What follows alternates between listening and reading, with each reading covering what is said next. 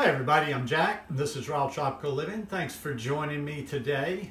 Coming to you from this crappy kitchen. I'm going to do a recipe video, I promised. But I should preface by saying this kitchen sucks for recipe videos. It's a crappy kitchen. I feel bad that my mom had to work in this kitchen her whole life. It's bad from the sense I don't like the counter space here. They're kind of narrow, they're kind of short, to the lighting in here. So this is just not an optimal kitchen for recipe videos, but I'm going to do the best I can. I'm at a different angle because of lighting, and I didn't make sure everything in my background. So don't creep my background. That's just creepy. I don't think you probably see it. There's my mother's medication here. I live with my 87-year-old mother. I've had people question me on Instagram and stuff. Wow, the pharmaceuticals there, because I live with my mother. So yeah, just don't creep people's backgrounds. That's creepy. Anyhow, going to do that recipe for the corn sauce soup dressing video that I did last week. And I thought I'd bring you along today. And I think I've got everything ready. So, if you haven't already subscribed to the channel, I'd really appreciate it. Go ahead and hit that subscribe button now. Then click on the little bell and check send notifications so you will stay subscribed to the channel. Now, the one thing I'm not doing today is I don't have zucchini. I'm just going to have this probably as a soup today, but it's really, really better. I kind of wish I'd done that. I dropped the ball there. I should have gotten some zucchini because I prefer it like that, but it works good as a soup. Anyhow, and you know, the exact proportions aren't that necessary. I'm always tweaking, and I'll probably do it different last time. This is just how it came out this time. I'm starting off with about almost 3 cups of corn, like between 2.5 and 3 cups of corn. And no, it's just regular grocery store corn. I don't have any special organic corn around here. I put 3 cloves of garlic in there. Now we're going to put, I've got a large red pepper that I cut up. I'm going to put that in there.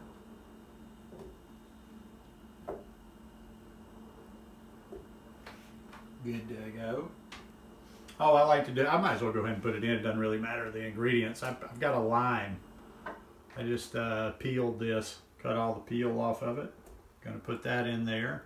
I've got a little piece of jalapeno in this. People always talk about, oh, I put a big old piece in there. Well, if you can put a big old piece, there's a lot of seeds in here. So I'm gonna start with 1, and I got some more just in case. I'm gonna put celery. This is about, let's see if I'm gonna use it all. This is about 3 stalks of celery. Yeah, I might as well go ahead and put it in there. I like celery.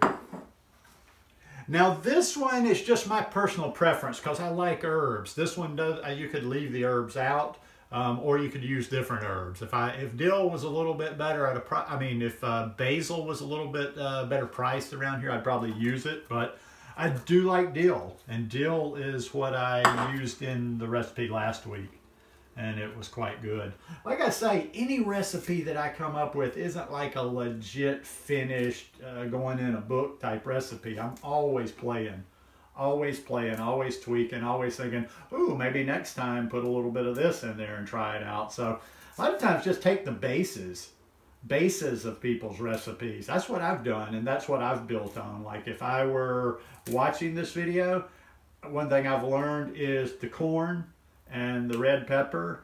You're going to see in a few minutes my blending techniques. I've learned a little bit more. It takes a while if you're not a reader of manuals and stuff. I never read like when I got my Vitamix or I get a new appliance. So it's taken me a bit over a year to really kind of understand the workings and how to make my Vitamix do the things that I want it to do. And I'm still doing it. I still kind of lumber along like a caveman. All right, that's about all I can get. Y'all excuse me.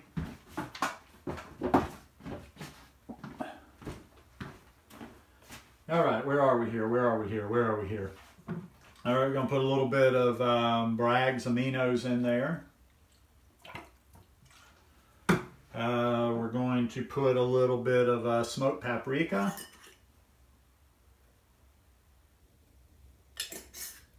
A little bit of black pepper.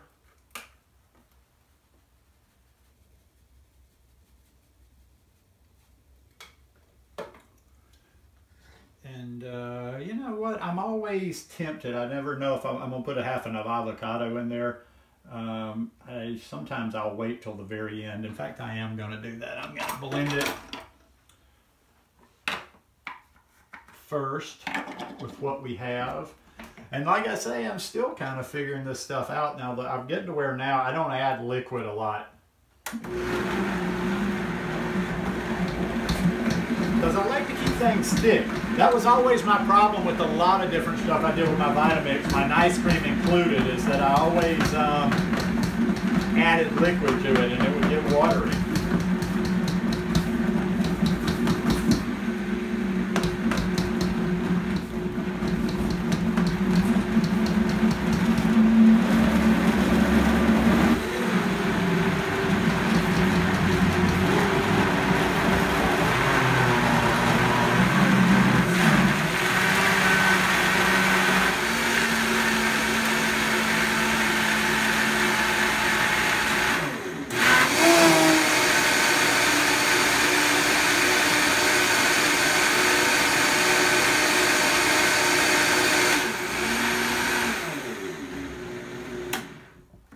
And there's always some weird person that says, well, you should have turned that off. I don't want to hear the noise. Well, too bad, huh?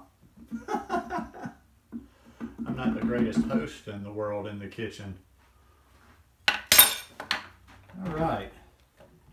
Let's do a little taste test here.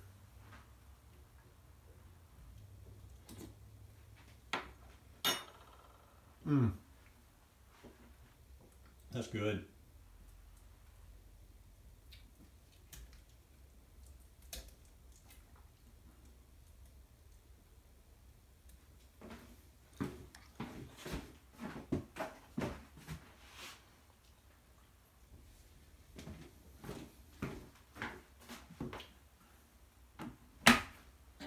Not sure we'll need the tamper anymore.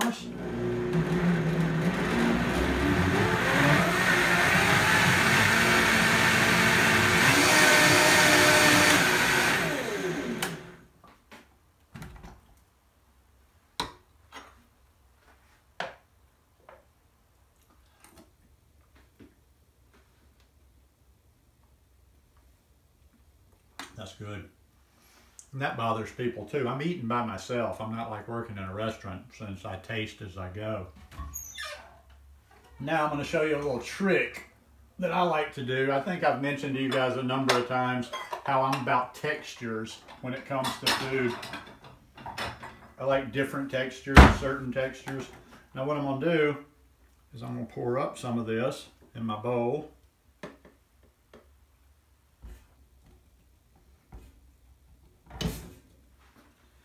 And I've got some little green onions. I just like to top it with that. I'm going to top it just, you know, kind of garnish a little bit. Make it look nice.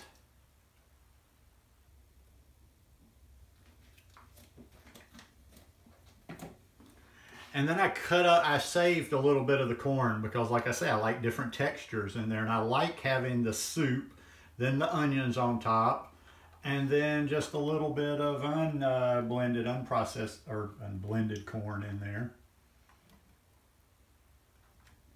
Just like I say, it gives it a little bit different textures there.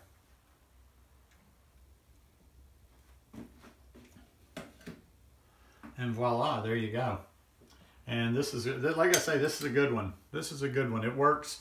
It probably works better. I like it on the pasta. You know, I put a half of an avocado in there. You could have put a full avocado if you want to get a little bit creamier, a little bit more fat in there. But bon appetit.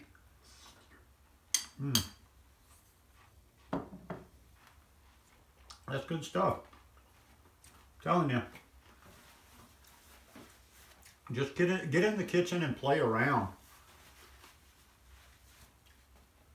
I stumble across stuff half the time. I'm not going to make a video about it because I just figure it's kind of like, well, nobody's going to watch this. This one just, but I just stumble across, come up with stuff by accident a lot of times in the kitchen that is tasty. It satisfies me. May not be recipe worthy. It may not be the greatest thing in the world, but it's good. And that's what I've been doing for the last 6 years is, you know, just eating what I enjoy. Well, I'll tell you a little story, and then I mean, not a little story, but just a little thing, and then I'll be done. I was thinking yesterday, when in the early days in the kitchen, you know, I'd go experimenting around with this raw vegan stuff, and I'd come up with some concoction, and it could be very weird. I didn't come up with anything horrid. In fact, I don't think I had very many things that I ended up tossing. I'm kind of the person, even if it doesn't turn out perfect, I eat it. It's a meal, you know. I'm gonna eat again tomorrow. It doesn't have to be perfect every time you eat, but now less and less. Pretty much if I go play in the kitchen, I come up with something that, you know, is tasty. And you can do that too. That's all it is. You know, you've seen me for years now. Not a recipe. I'm not a kitchen person. I'm not one of these cute little people that knows all these tricks. I've just learned a few basics and I work them. So anyhow, I hope you guys enjoy this recipe. If you make it or if you make any variations on it, let me know. Let me know and let me know what you think. Hope you guys enjoyed this one. If you like it, please give me a thumbs up and we'll see you again tomorrow. Peace.